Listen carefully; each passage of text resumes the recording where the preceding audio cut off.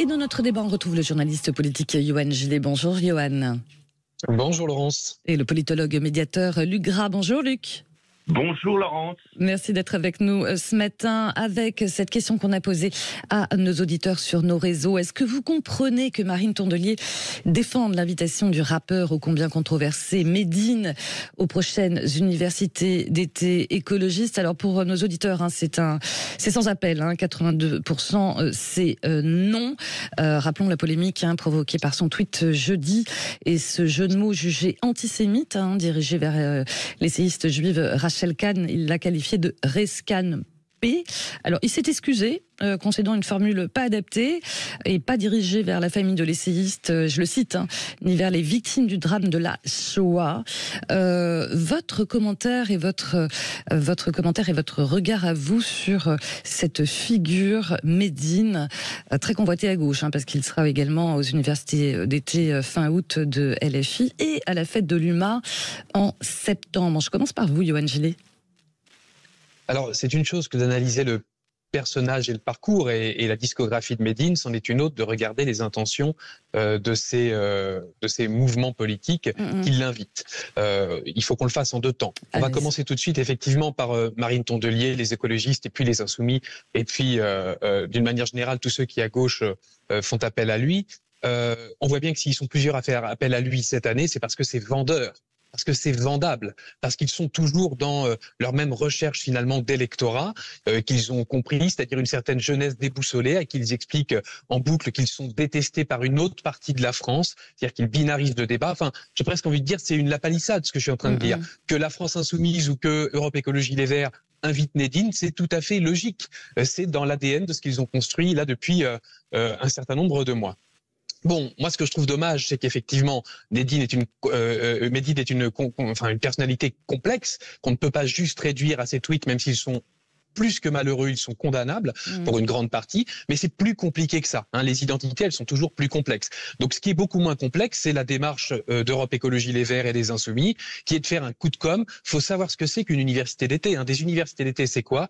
C'est un grand rassemblement, c'est un moment entre guillemets d'études, mais c'est surtout un grand moment médiatique où l'on envoie des messages. Et quand on invite Medine, c'est pas pour avoir une discussion en privé pour comprendre son parcours, comme le dit Sandrine Rousseau, en disant ça m'intéresse de voir comment il est passé d'une espèce d'attitude un peu homophobe à quelque chose d'un peu plus light, d'un peu plus léger, etc. D'ailleurs, oui, c'est ce qu'a dit aussi Marine Tondelier. Elle a dit qu'il a ouvert les yeux sur ses erreurs. Autrement dit, il se serait déconstruit. Oui, enfin, il serait déconstruit, mais j'ai l'impression qu'il regarde la déconstruction chez les gens qui les intéressent, parce que la subtilité des propos, elle existe chez plein de gens, et il y en a plein d'autres qui se font taxer pour pas cher, pour pas un sou de fasciste en 2 secondes, alors qu'il n'y a rien de fasciste chez eux. Donc vous savez, il y a, j'ai envie de dire, là aussi une indignation à géométrie variable. Donc ça s'appelle un coup politique, un coup de com', ça rapporte. Medine vend beaucoup de disques, il a un large public, ça tombe bien, ça correspond à un électorat que cherche à consolider cette gauche-là. Donc voilà, je trouve dommage d'ailleurs pour Medine qu'il soit utilisé, exploité politiquement comme ça. Mais on y reviendra dans un deuxième temps, j'aurai une deuxième petite chose à je pense que c'est un grand développer. garçon, il doit savoir ce qu'il fait. C'est un coup de com', c'est vendeur. Qu'en pense Luc Gras par rapport à ce Medine dans toutes les universités d'été là Alors je suis assez d'accord avec Yohann. Moi j'avais réfléchi à cette question sur le fond et sur la forme. Alors sur la forme, pour aller assez rapidement, parce que ça a été excellemment dit par Yohann, c'est un choix de créer l'événement. La preuve, c'est qu'on en parle ce matin. Et c'est aussi un signe des temps, c'est la recherche dans des universités d'été pour les jeunes de ce qui semble s'affranchir des limites. Voilà, sur la forme, on comprend bien, c'est créer l'événement. Sur le fond, c'est tout à fait intéressant parce que c'est aussi un signe des temps au sens où, au lieu d'approfondir les valeurs de la République dans des universités d'été, dans un cadre normé, avec l'autorité, le respect, la citoyenneté, la laïcité de notre bonne République, on donne la parole à ceux qui la nient, ceux qui en cherchent les limites, ceux qui cherchent à la remettre en cause. Donc après, Marine Tondelier nous a dit que ce monsieur avait évolué. Bon, il faut laisser sa chance au débat dans les limites de nos droits et devoirs. Elle dit il a ouvert les yeux sur ses erreurs. Donc plutôt bien ça. au fil des années, on voit quand même que on passe d'une société où on cherche à donner des repères républicains à une société où on cherche manifestement à parfois en remettre un petit peu les fondements. Et c'est ça c'est ça l'enjeu. C'est pour ça qu'on en parle ce matin. Et donc au-delà de la personne de Médine, c'est pas le souci. Hein, c'est une personne, comme toute personne, elle est respectable. Mais qu'est-ce qu'il véhicule, qu'est-ce qu'il porte par rapport à notre jeunesse? C'est ça l'enjeu. Je crois que on est dans une société assez paradoxale où évidemment il faut plus de dialogue et où on donne la parole à des gens qui ne sont pas tellement dans le dialogue, mais dans la critique de notre République. Oui, forcément, parce que... oui, allez-y, Yohann Gillet. Non, et puis il faut que nous-mêmes, on ne soit pas dans la caricature. Enfin, je veux dire, effectivement, il y a des gens, quand ils voient des termes comme djihad, don't like, tout de suite, ils s'excitent. Oui, don't like, par les crucifions, les laïcards, comme à Golgotha. Ça, c'est dans la chanson don't like, oui. Il faut toujours replacer les phrases dans leur contexte et aussi dans leur contexte artistique. Bien sûr que quand vous écoutez les chansons de Médine, par exemple Médine France, Voltaire, Storyteller, Porteur Saint, il y a des tas de choses intéressantes sur la dénonciation de la société de consommation, sur un certain nombre de dérives, de marketing aussi du religieux, etc. Mais par contre, toutes ces chansons ne sont pas aussi claires que ça. Don't Like, je suis désolé, je l'ai écouté, réécouté et lu pour vérifier si c'était moi qui comprenais mal ou si c'était lui qui effectivement rentrait dans une radicalité un petit peu obscure et confusante. Je vous invite à relire et à réécouter Don't Like. Et c'était sorti 6 jours avant l'attentat de Charlie Hebdo. C'était en 2015. D'ailleurs, peu de temps après, j'ai envie de dire, il y aurait un Jean-Luc Mélenchon qui aurait pu faire une très bonne réponse à la chanson Don't Like.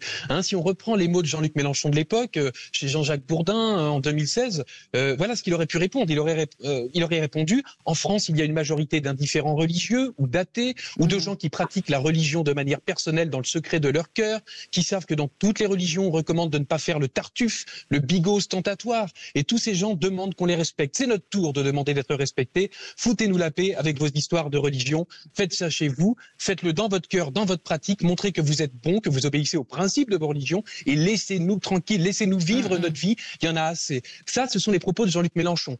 Mais comme disait l'autre, ça, c'était avant. Ça, c'était avant. Luc Gras, pourquoi ne pas le déprogrammer parce que, ok, il y a une recherche de buzz, mais là, on est un peu dans le bad buzz quand même. Ouais, et derrière tout ça, il y a vraiment un enjeu, et je pense que tous les gens qui sont dans un engagement public doivent bien le comprendre. Il y a un enjeu. On est dans une société où il y a une montée des tensions. On a l'impression qu'il y a une sorte de main invisible derrière qui cherche à créer du conflit. Et c'est que vous connaissez mon activité par ailleurs de médiateur, et je pense qu'on est dans une société qui court à sa perte à partir du moment où on essaye toujours de voir dans l'autre ce qui ne va pas, et on essaye toujours de créer donc de la confrontation. Or, notre société, elle a besoin aujourd'hui d'apaisement, elle a besoin de reconnaître l'autre tel qu'il est. Alors, Monsieur Médine, comme une autre personne, c'est intéressant d'engager le dialogue. Moi, je suis tout à fait pour le dialogue, mais évidemment, chacun doit faire un pas, parce que le dialogue, c'est à deux. Et si on est dans une société où chacun accuse l'autre de tous les maux, MAUX, eh bien, on ne va pas y arriver. Et que ce soit à l'intérieur du pays, la France, ou à l'extérieur du pays, on voit bien qu'il y a des gens qui instrumentalisent la confrontation. Et l'enjeu, il est là. Est-ce qu'on veut une société de paix, citoyenne, républicaine? La laïcité offrant cette possibilité à chacun de défendre ses convictions dans le respect des autres. La laïcité, c'est pas quelque chose qui vous castre, c'est quelque chose qui permet de le vivre ensemble. Et évidemment que toutes les religions sont respectées et respectables, la non-religion, l'absence de religion également, mais ça doit se faire dans un cadre commun. On est tous ensemble. Et comme disait très bien Yohann, la France a une histoire, elle doit l'assumer. Je pense qu'il est normal, quand quelqu'un va en Arabie Saoudite, que la personne mette le voile, parce que vous respectez les us et coutumes et la religion des Wahhabites. C'est tout à fait normal. Donc les pays ont une histoire et on doit la respecter. Mais pour revenir aux universités d'été, c'est aussi l'occasion justement des débats aussi, Yohann Gillet. Et des débats entre personnes d'accord. Oui, ça c'est sûr. Quand vous regardez les tweets très nombreux, très actifs sur la pensée courte, les insoumis, quand vous regardez les écologistes, quand vous regardez ce qui est dit, c'est nous sommes honorés nous nous honorons de la venue de Médine. Donc c'est un honneur. C'est pas un débat avec quelqu'un de controversé dont on va essayer de comprendre les choses. C'est que c'est un honneur. Il va y avoir un showcase, c'est-à-dire que les chansons vont être chantées telles qu'elles sont. Alors il y en a un certain nombre qui sont très respectables. Je sais pas si vous avez vu les clips de Médine. Il y en a qui sont très esthétisés, etc. Il y a du travail. Attention, hein, il faut pas réduire Médine à une espèce de provocateur de la République comme ça. Il y a des choses qui sont intéressantes. Mais ce qui est à regarder, c'est la démarche effectivement des insoumis, des écologistes. Débattent de quoi? Ils vont débattre de quoi? Ils sont d'accord sur tout. D'ailleurs, ils le disent bien. Ils l'invitent parce que Médine a alerté sur les violences policières, etc. Et tout. Donc c'est ça qui les intéresse. Et vous voyez là où ils guettent chacun de vos mots pour voir s'il n'y a pas derrière vous un fascisme quand vous parlez. Là par contre, ils ont là aussi la sélection qui les arrange. Hein, c'est à géométrie variable. C'est-à-dire que là, ouais, on va pas retenir ce qui est polémique chez Médine, on va prendre ce qui nous arrange, c'est-à-dire sa dénonciation des violences policières.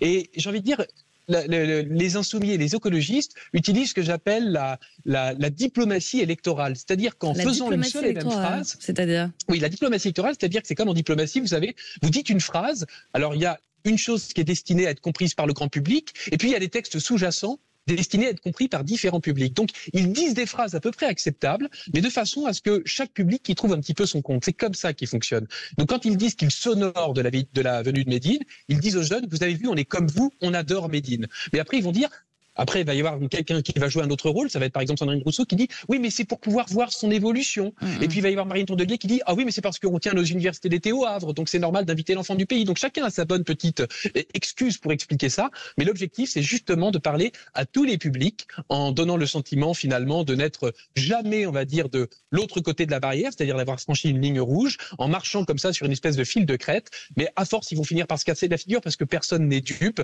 Et encore une fois, il y a l'artiste Médine d'un côté et il y a la démarche de la France insoumise et des écologistes de l'autre. Personne n'est dupe, tout le monde sait ce que c'est que les universités d'été et ce que c'est que ce grand rendez-vous médiatique. Alors, dernière question pour vous, Lugras. Hein, on l'a vu, hein, le ministre des Transports, Clément Beaune, a demandé au parti écologiste et insoumis de revenir sur cette invitation.